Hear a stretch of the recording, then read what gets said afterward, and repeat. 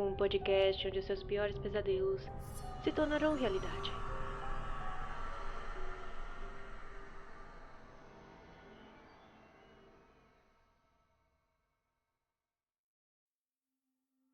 Boa noite, estranhos.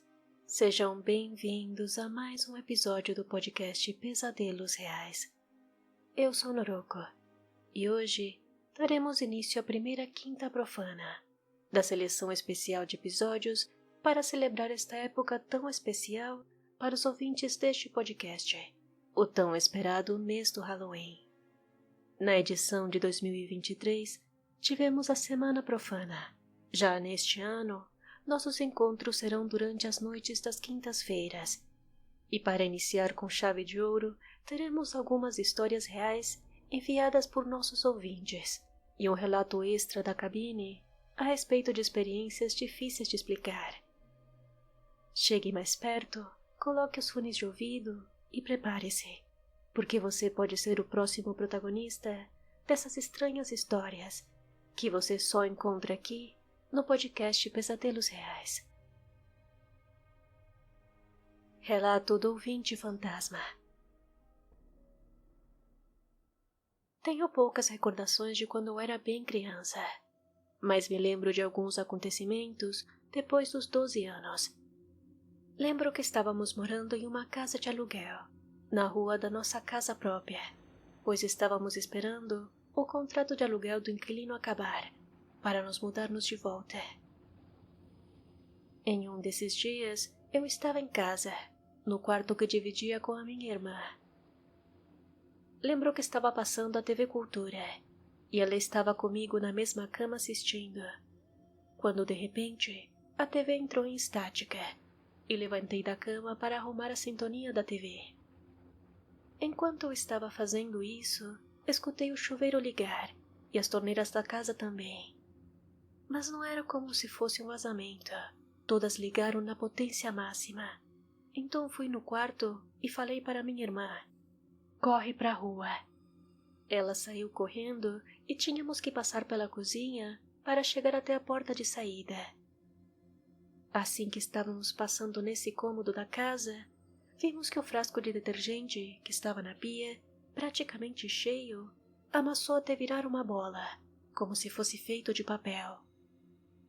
Depois que voltamos para nossa casa própria, coisas estranhas continuaram acontecendo.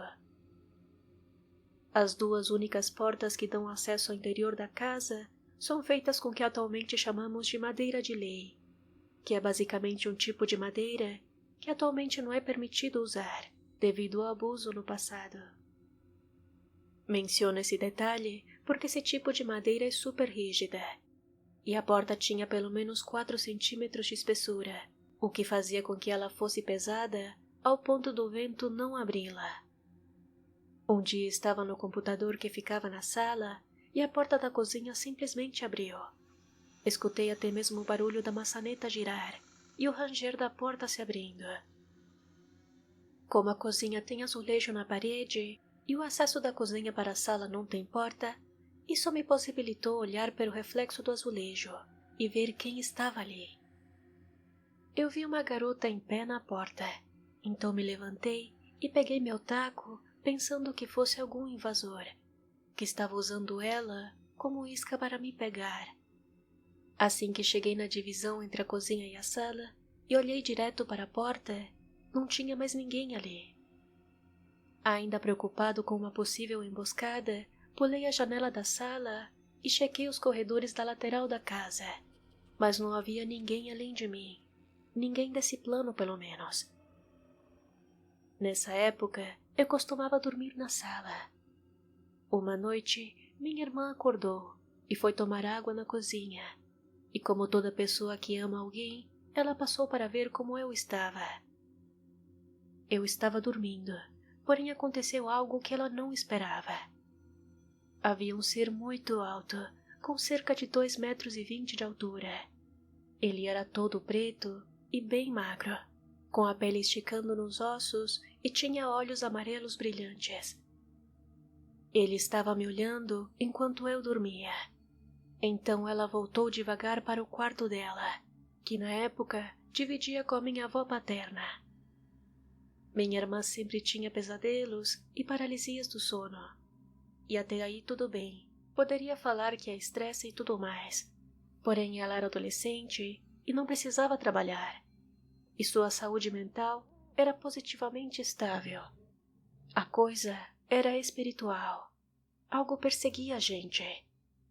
Minha ex-namorada também viu essa criatura preta, magra e de olhos amarelos. Ele estava atrás de mim, enquanto estávamos em uma videochamada. E quando ela estava em casa, algo puxou a perna dela enquanto ela dormia. Voltando à minha irmã, depois de muitos pesadelos, me cansei dessa situação. E fiz para ela um amuleto de proteção. Não vou entrar em detalhes porque foi algo que eu estudei e levou tempo para desenvolver. Mas, basicamente, foi um ritual para fazer um amuleto de proteção, usando elementos, uma oração e pedindo a permissão e a ajuda de Deus. Ela ficou muito tempo sem ter esses pesadelos, até que um dia, durante uma paralisia do sono, algo a estava enforcando com o próprio colar. Até que ele arrebentou e ela finalmente conseguiu acordar. Fora coisas corriqueiras, como vultos e vozes, chamando pelos nossos nomes. Em uma época na quaresma, eu cheguei em casa depois de uma noite de trabalho como garçom e vi que minha irmã estava me esperando. Ela estava me olhando pela janela e acenava para que eu me apressasse para entrar. Então não demorei e logo fui para dentro de casa. Então ela me contou que pouco antes de eu chegar, ela estava do lado de fora conversando com nosso pai. E de repente, eles começaram a escutar passos no corredor que ficava na lateral da casa. Nesse corredor havia uns bambus que seguravam o varal, e conforme os passos se aproximavam, os bambus caíram no chão. Meu pai levantou rápido, puxou minha irmã pelo braço e correram juntos para dentro de casa. Logo ele trancou a porta e os dois ficaram sentados bem embaixo da janela, tentando não ser vistos por aquilo que rondava a casa.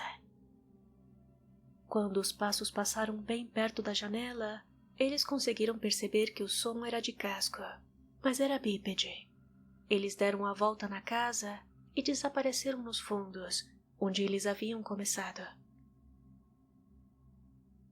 Agradeço novamente ao nosso ouvinte fantasma por compartilhar com nossa comunidade as suas sinistras experiências com seres sobrenaturais e os encontros de sua família com criaturas dignas de um filme de terror.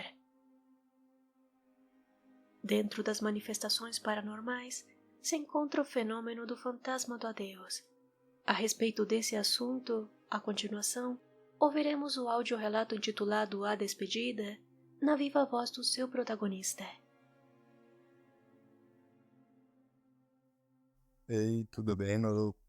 Queria começar dizendo que eu acompanho seu podcast desde o começo, desde que tinha poucas histórias ainda, e eu acho um trabalho fantástico que você faz, continua assim, é o meu podcast preferido, eu fico ansioso esperando sair os episódios novos e tudo mais, e você tá de parabéns pelo trabalho que você vem fazendo aí. Quanto ao meu relato, meu nome é Evandro, eu venho de uma cidade chamada Barra do Garças, no Mato Grosso. É uma cidade já que tem uma coisa por si só lá, na questão de sobrenatural e coisas do tipo assim.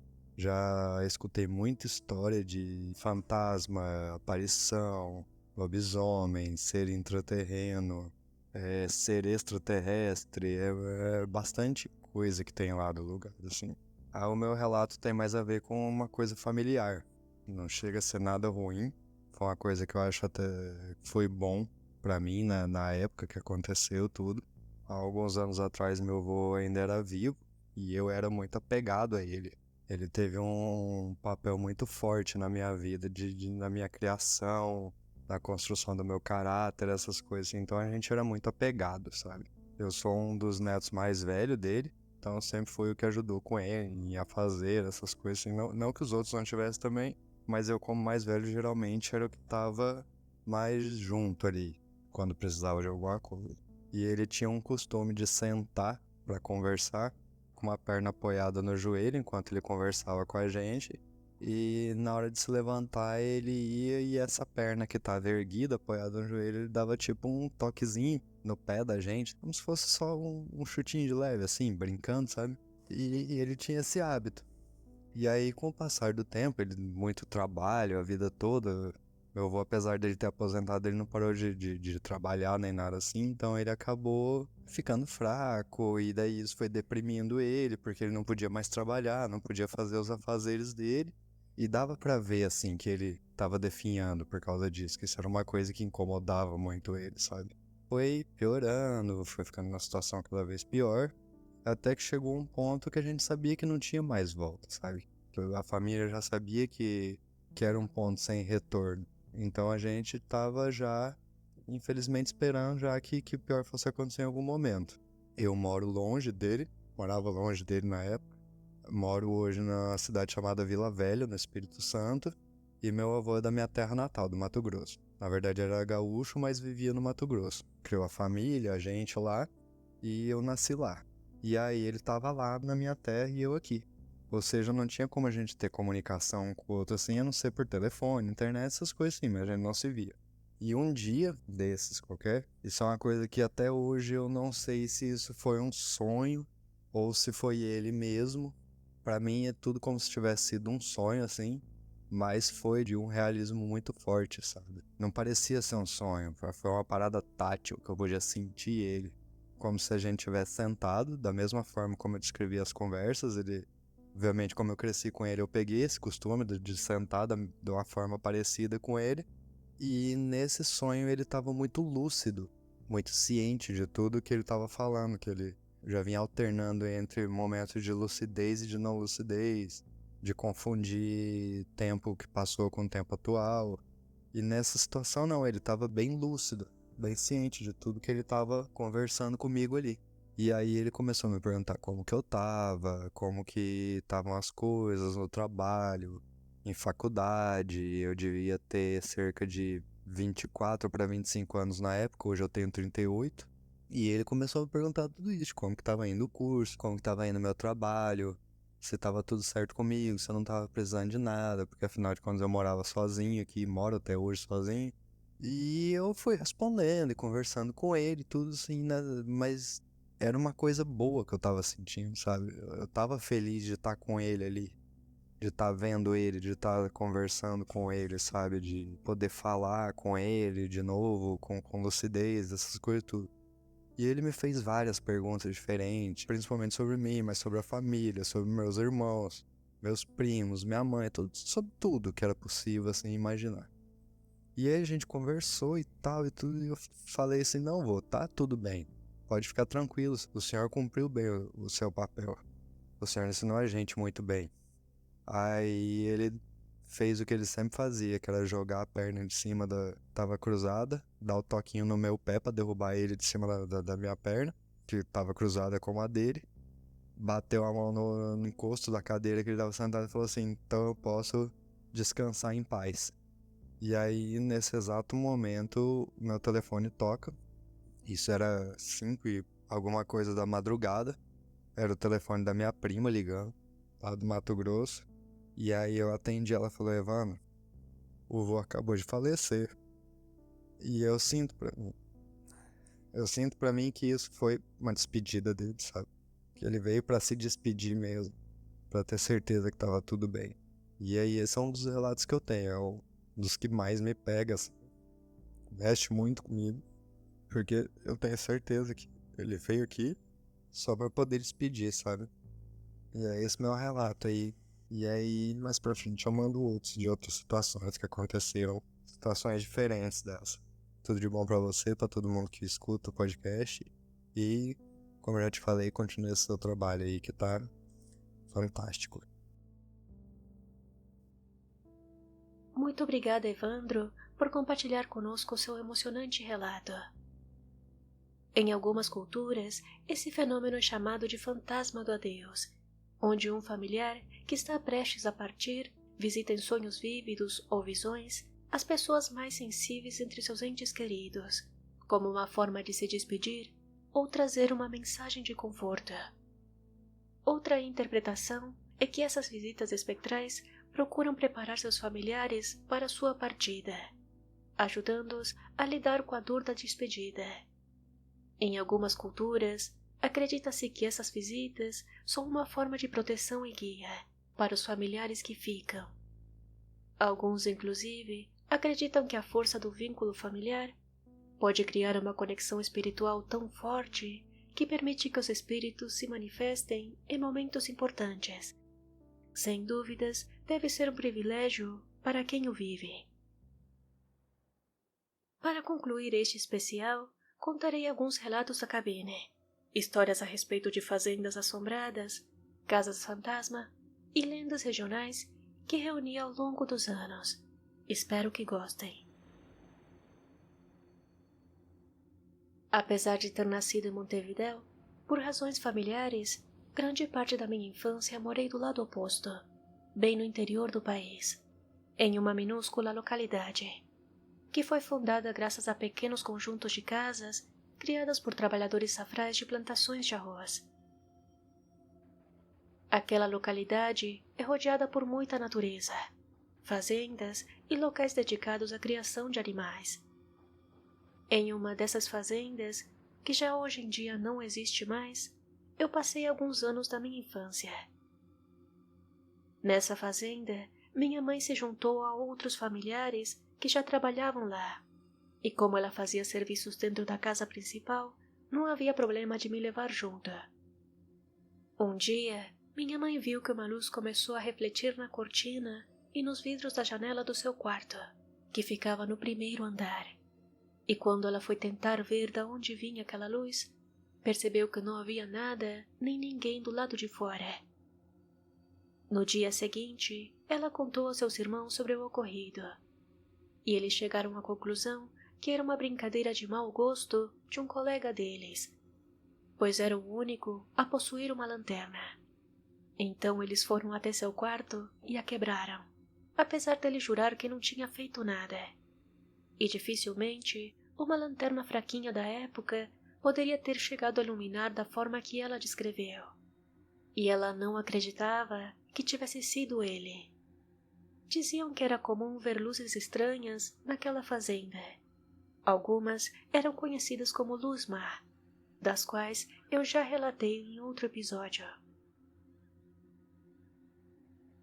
Outro dos grandes mistérios daquela fazenda se encontrava em um chalé dos patrões, que visitavam a fazenda poucas vezes ao ano, pois a família morava no exterior e costumavam deixar a fazenda em mãos de outras pessoas de confiança. Um tio meu ficava encarregado de cuidar da manutenção desse chalé. Ele devia manter limpo, deixar ventilar durante o dia e fechá-lo antes de anoitecer. Ele gostava de fazer esse trabalho, pois contava que o lugar era muito bonito e decorado com móveis de madeira antigos e elegantes, e tinha uma banheira de hidromassagem e grandes espelhos em seu banheiro. Ele contava que era comum que ao abrir o chalé sempre havia algumas coisas espalhadas pelo chão, como se simplesmente tivessem sido arremessadas do seu lugar original. E mesmo que as colocasse de volta, no dia seguinte, ele novamente as encontraria caídas no chão. Um dia, ele resolveu usar um grande espelho do banheiro para espremer algumas espinhas, mas ao se distrair com alguma coisa e voltar a olhar para o seu reflexo no espelho, viu o rosto de uma mulher ensanguentada atrás do seu ombro.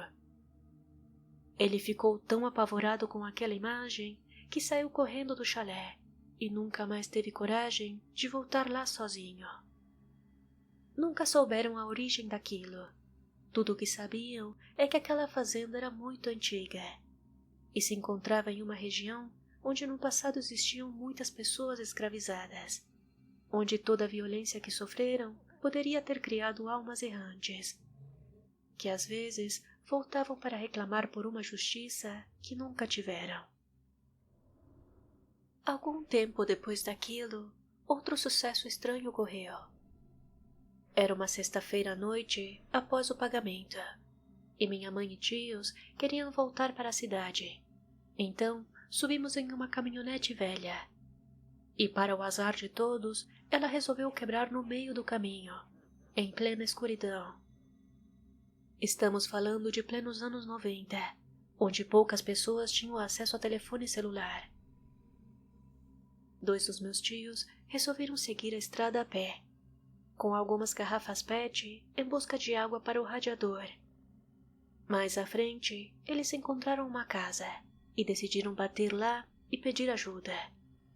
A dona da casa os recebeu muito bem e os convidou para entrar, mas eles agradeceram e disseram que não queriam deixar a minha mãe sozinha comigo. Então, a senhora pediu que fossem buscá-la. Assim seu marido poderia ajudá-los a empurrar o carro até a frente da casa, onde estava mais iluminado, para consertar a velha caminhonete. Enquanto isso, ela poderia ajudar a minha mãe a cuidar da bebê. Então eles fizeram isso, e logo empurraram o carro até a frente da casa. Lá eu estava chorando bastante e pedindo por água. A senhora foi até a cozinha e encheu uma mamadeira d'água, que eu recusei. E minha mãe, envergonhada, teve que contar que os meus tios tinham me ensinado a chamar a Coca-Cola de água. E a senhora, achando aquilo engraçado, disse que seus netos haviam deixado um pouco de guaraná. E como para mim o refrigerante era um tipo de água, em seguida eu acalmei e parei de chorar. Algum tempo depois, meus tios voltaram e disseram que a caminhonete já estava pegando. E apesar dos convites da senhora para ficar para jantar, eles decidiram seguir o caminho. Pouco depois, agora durante o dia, meus tios decidiram ficar atentos naquele caminho, para tentar localizar aquela casa. Mas para sua surpresa, não encontraram nenhuma casa no local. Acreditando que tinham errado o caminho, continuaram a seguir pela estrada, mas aquela casa nunca mais foi vista por eles.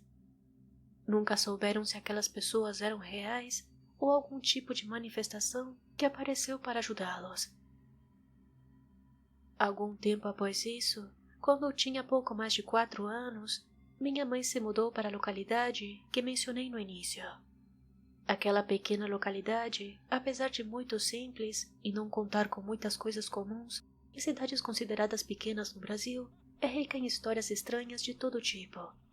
Desde fantasmas vingativos que provocam acidentes, criaturas estranhas e túmulos tão antigos que ninguém sabia explicar a origem, mas que, segundo algumas pessoas, remetem à época das batalhas, onde as linhas entre o Rio Grande do Sul e Uruguai não eram muito claras.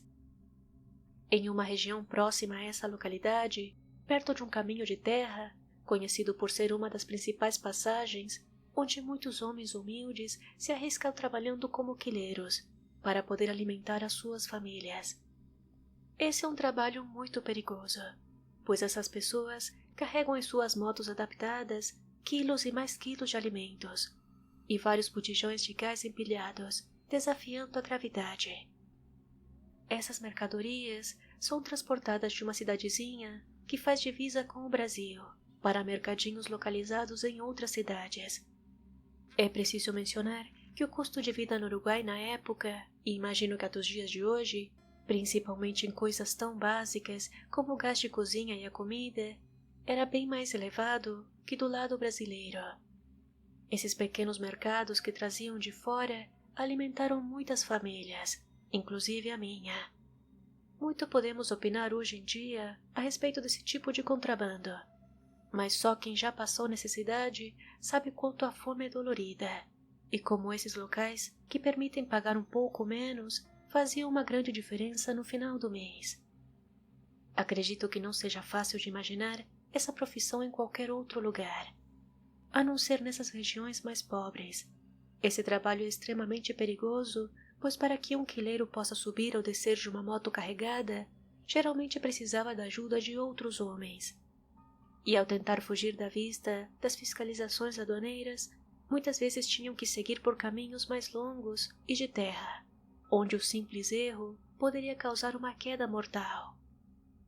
Em um desses pontos que eu já mencionei, do qual já não consigo lembrar o nome, muitas pessoas perderam a vida tentando atravessar a noite. Muitos diziam que naquele local foram enterrados em uma vala comum vários corpos de antigos combatentes das revoluções de ambos os lados, e os quais nunca foram reclamados ou receberam a Santa Sepultura. Outros comentam que em uma região do campo, que fica próximo a esse caminho de terra, durante a noite, do meio das árvores e perto de um poço antigo, é possível ouvir os lamentos de uma mulher. Ela seria uma espécie de chorona local. Segundo essa lenda, a jovem mulher teve seu filho jogado naquele poço, o que a levou a tirar a vida em uma árvore próxima, há muito tempo atrás. Verdade ou não, muitos contavam que alguns quileiros e pessoas que passavam a cavalo por aquele local relataram ter sido empurrados ou sentido que uma mão mortalmente gelada segurava uma de suas pernas.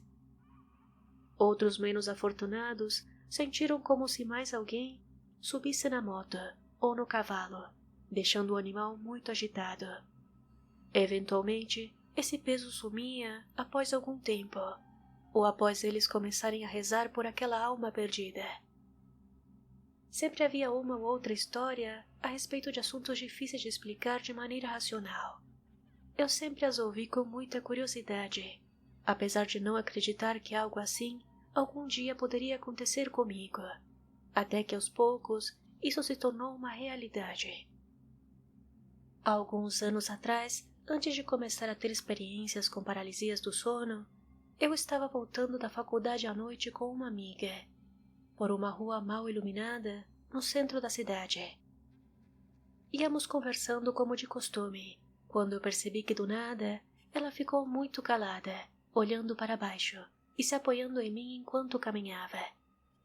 Eu achei aquilo um pouco estranho, mas continuamos andando, pois como um amigo policial nos havia alertado, aquela rua poderia ser perigosa à noite. Então, eu pensei que ela poderia ter visto alguém estranho lá. Após algum tempo, ela se virou para trás e começou a rir muito de nervoso, e parou no meio da calçada, segurando o peito, como se tivesse levado um grande susto. Quando perguntei o que havia acontecido, ela disse que a mais de 2 quadras ela sentia que alguém estava caminhando atrás de nós, e estava se apoiando em mim para dar espaço para que aquela pessoa passasse. Mas quando sentiu que alguém encostou em seu ombro, ela se virou e não viu ninguém ali. Dias depois, ela me comentou que relatou aquilo para sua tia, que lhe disse que no lugar de uma ferragem que tinha do outro lado da rua onde paramos, antigamente havia uma funerária, e era muito comum que pessoas mais sensíveis que passassem por aquela região fossem tocadas ou seguidas por algo invisível. Eu tive que passar muitas vezes por lá, mas nunca me ocorreu nada do tipo. Porém, anos depois, quando contei a ela a respeito das minhas paralisias do sono e as coisas que via sendo arremessadas pela casa, ela me disse que quando estamos deprimidos, nossas energias ficam muito baixas, o que poderia atrair coisas ruins. Sejam apenas crenças de pessoas simples ou não, as histórias orais são de extrema importância na construção da identidade de um povo. Conhecer novas histórias e compartilhá-la com outras pessoas que podem se identificar, sem temer o preconceito de quem não acredita, é o objetivo deste podcast. Se identificar com o narrador é ser transportado para outros lares. Mais do que apenas um entretenimento, deveria ser uma experiência, um respiro da nossa rotina cheia de problemas para resolver. Aqui, uma casa assombrada é um lar, um abrigo silencioso do mundo lá fora. Se você gostou deste episódio, compartilhe com seus amigos. Não se esqueça de avaliar, deixando 5 estrelas no Spotify, e me siga no Instagram no @podcast Pesadelos Reais. Se algum ouvinte se sentir confortável em compartilhar a sua experiência, envie o seu relato para o e-mail contatopesadelosreais@gmail.com ou para a DM do programa. Não é necessário se identificar, nem ser um relato longo. Adoraria compartilhar a sua história. Se quiser apoiar este projeto, considere ser um apoiador. A partir de R$6 mensais, você estará me ajudando muito a manter este projeto em pé, produzir de forma mais frequente e melhorar o equipamento utilizado na produção. Procure o podcast Pesadelos Reais no Apoia-se ou verifique os links na descrição. Muito obrigada por ouvir até aqui e até o próximo episódio.